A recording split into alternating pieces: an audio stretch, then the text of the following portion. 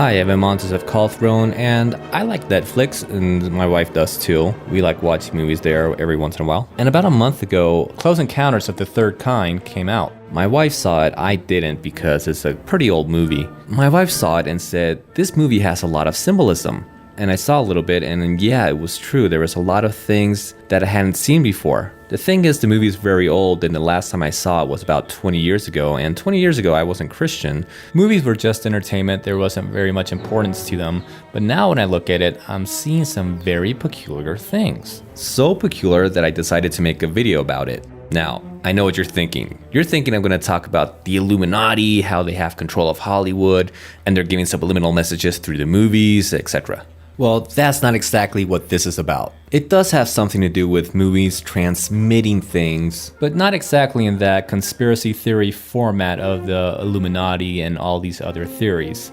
I'm not really interested in all those things. I'm more interested in what are we seeing right in front of our faces. And this is what I see right in front of my face with this movie. But first of all, I'd like to share what my personal beliefs are regarding UFOs, pagan societies, secret societies, etc., so as to give an idea as where I'm going with this video. Personally, I do believe in aliens and UFOs, but I believe that they are 100% demons from the spiritual realm, manifesting in the physical sky and space. I don't believe at all in intelligent life on other planets. And I believe that the demons manifest themselves in the most efficient way depending on the culture and surroundings where they are manifesting themselves. For ancient pagan societies, they would show themselves as ancient pagan gods. For Oriental practices or meditations, they manifest as spirit guides or ascended masters. For seances, they manifest as departed loved ones. And that's basically how it is for absolutely every situation that is rebellion against God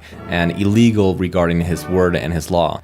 As for this modern world, this world that hates God, that calls evil good and good evil and rejects Jesus Christ, I personally believe that very soon there's going to be a manifestation in the skies of UFOs, aliens, visiting, quote unquote, our planet. This is a personal belief, and I believe it is completely related to the ancient pagan gods, to the ancient pagan prophecies about pagan gods returning to the earth. I explained all this in my Virgin Mary, Queen of the New Order video, and to give a very quick summary, it's basically this. The Egyptian gods were all real and they were all demons. They interacted with the society of that time and promised that they were going to return. They gave blueprints to build pyramids because those pyramids are interdimensional portals. But some pyramids are missing their capstone because turns out that this capstone is the seed of Osiris, which is his son, Horus. And this in essence is what the Freemasons have been communicating with their symbolism. And that's a very quick summary of what I've already presented in my Virgin Mary video. Please watch it for more information. Based on all this, what I saw in this movie recently this month, I had to see it again. It was very surprising. I'm seeing all this Egyptian mythology being fulfilled in this movie. The main character of this movie is a guy named Roy, and he has an encounter with these beings one night on his way to work. He goes running back home, wakes up his wife, and takes her to the hill where he saw the UFOs. She asked him what they looked like, and his answer was quite surprising. Roy, what did it look like? It was like an ice cream cone. The first description he gave was that it looked like a cone. Once again, cone is the shape that the pyramidion has that goes on top of the pyramid, that we see on the dollar which has not yet descended to the pyramid, which descends from the heavens bringing Horus. All that comes to mind when Roy says that this spacecraft he saw looked like a cone.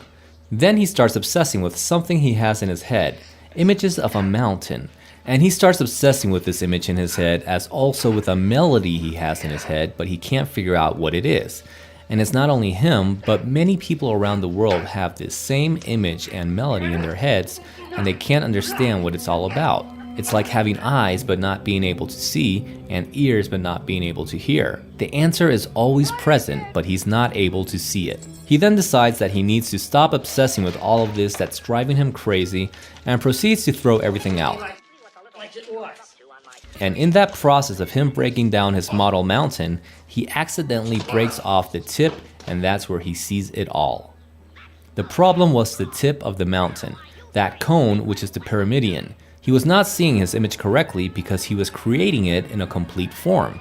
But the pyramidion has not yet descended from the heavens and arrived to the earth. But once he took off this cone, the pyramidion, this tip, he could see his image in its true form. An incomplete structure awaiting the arrival of the new era symbolized with the pyramidion. Meanwhile, the governments of the United States and France had a joint project to coordinate the arrival of the aliens. And this project is symbolized with a very, very peculiar logo. A black pyramidion with a bright spot in the middle. We saw all of this in my other video of the Virgin Mary, a black pyramidion carrying an occupant. It is the seed of Osiris, his only begotten son, Horus, who returns to humanity, who returns to the earth. And what is the name of this project? The Mayflower. What is Mayflower? Mayflower is the boat that brought the first pilgrims, the Puritans from England, to the New World. The American continent was inhabited by primitive and pagan people, and the Mayflower brought occupants from a civilization that was more advanced and enlightened with the truth of the gospel. And this is what eventually came to form the United States of America, the most powerful, rich, and blessed country by God in the modern world. Could this be what this name and logo are implying, that an advanced civilization is going to be arriving soon from very far away who are more advanced and enlightened than we are? Meanwhile, one of these scientists develops a method for communicating with these aliens by means of sign language. Question: sign language is for the deaf. Why are they using sign language if there aren't any deaf people in this movie? Is it insinuating that we are a people who have ears but cannot hear, just like this guy has eyes but cannot see? Is it insinuating that we are a race of people who are in darkness? That's what it seems like. Finally, they discovered that this structure is a mountain in Wyoming, and that's where the aliens are gonna arrive. And guess what the name of this mountain is? Devil's Tower. Go figure. Roy and company make it to the mountain, but they are followed by an army platoon because the governments have prohibited that any civilian witnesses be around. Guess what the name of this platoon is? Bomb on this pyramid, over. Pyramid. What a weird name for a platoon of the United States Army. Roy finally makes it to the secret base at the other side of the mountain, which is called the Dark Side, and that's where everything starts. A lot of lights, a lot of melodies, a lot of interaction, until finally the mothership arrives. Only that when it arrives for the first time, it's upside down. But once it's there, once it reaches this mountain, this structure without a peak, without the cone, it does something very interesting. It turns right side up. And in that moment, we can see it is cone-shaped. This mothership is the peak that completes the mountain. This mothership is the pyramidion that descends to the incomplete pyramid, bringing with it those illuminated beings that will take us to the new era. You know what this scene looks like? Think about it. It's surrounded by clouds, a lot of loud horns, a lot of lights, a prohibition to the common people to be there. All of this reminds me a lot of Exodus 19. Read Exodus 19 and tell me if this scene isn't an exact imitation of it. In conclusion, all of this coincides very nicely with ancient pagan prophecies of the gods returning to the earth in the future. The symbolism coincides very nicely with all those incomplete pyramids that are waiting for their pyramidions to descend from the heavens. And it's very interesting how many things here are an imitation of what God does. Now, many of you might be expecting that here's where I start talking about the Illuminati and how they control Hollywood and how they give subliminal messages. But the truth is, I don't really focus on those kind of topics. And even if the Illuminati did exist, why would they be disclosing their plans in movies? That's absurd. They're supposed to be a secret society. Why would they be disclosing their plans in one of the biggest mass media channels that exist? That makes no sense. So this video is not about conspiracy theories, but rather what I propose is that yes, it's true.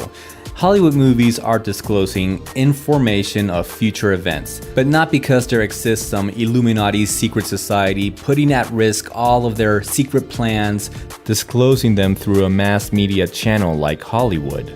Rather, I want to argue that what happens in this movie is what happens in real life. Let me explain. There are a bunch of people in this movie that are receiving information, not by physical means or visible means, but rather by invisible, inaudible means about a future event. They are receiving information about something that's going to happen in the future, but by means of ideas, dreams, inspiration, and other non-tangible, non-physical means. And that's what I want to argue that happens in real life. That all those milestones in humanity, all those inventions, discoveries, events that advance mankind and society, it's not because man is so smart and very intelligent and he did something, but rather because he was habilitated to do so. Firstly, in the spiritual realm, so to execute later in the physical realm. Let's put it this way. Man invented the light bulb, but he didn't do so autonomously. In order to have invented the light bulb, this concept had to first be habilitated and set forth in the spiritual domain, and once that was done, man was then able to collect and gather all the concepts of this invention by means of ideas, inspiration, creativity, innovation, imagination, and other formats and means that are non-tangible and non-physical, to then later take it to its material realization. In essence, what I want to say is that all of that stuff of inspiration, creativity, innovation, dreams, all of that is the spiritual part of man. And it functions as a type of spiritual antenna that picks up on the things that have been released in the spiritual domain. I hope I'm making myself understood with what I'm trying to say, but basically the whole topic is about the teachings I've been showing in my videos about the bidimensionality of man, of creation, and of the Bible. And I want to take advantage of this movie, of this video, to give a little bit more tangible examples of all this that I've been teaching. Now, before people start making comments that I am teaching New Age, promoting it, or promoting Buddhism, or collective consciousness, or all of these strange things, let me clarify some things. First of all, spiritual is not synonymous with divine. Spiritual is simply another dimension. It's not good, it's not bad, it's just another dimension only. Now, of course, God is there and Jesus and the angels, but in that same dimension, we can also find Satan and demons. So I repeat, spiritual is not synonymous with divine or good or holy. It's simply another dimension, another place. Second of all, the devil and the demons are not creators. They do not create anything. They simply use what has already been created, what already exists.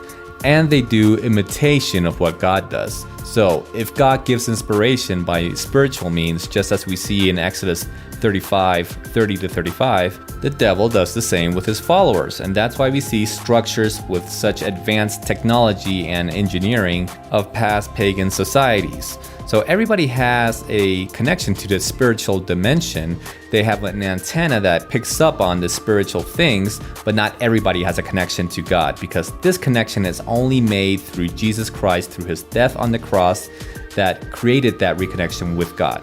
So I repeat that my very personal belief is that very soon there's going to be a great visitation of aliens and UFOs to visit us, and all of this is going to be part of the great deception of end times. And regarding this movie, I believe that the director Steven Spielberg and his art directors and special effects directors and artists, all of them, without knowing, were picking up on things from the spiritual dimension about this event. And that's why there's so many things in this movie that are so similar to the paganism and mythology of ancient Egypt, because the Egyptians were also prophesying the return of the gods. Now, I'm going to explain all this in much more detail in a future video. This video will be called 613 Commandments, or 10 or 2. And I will talk a lot more in detail about the bidimensionality of man, of creation, and of the Bible, because I think this topic is very, very important, so much to understand the Bible, as to prepare for what's coming, as to understand all things, as to know what to do. It's a topic that is a lot more important than might seem at first instance. I'll see you soon. Thank you for watching. God bless.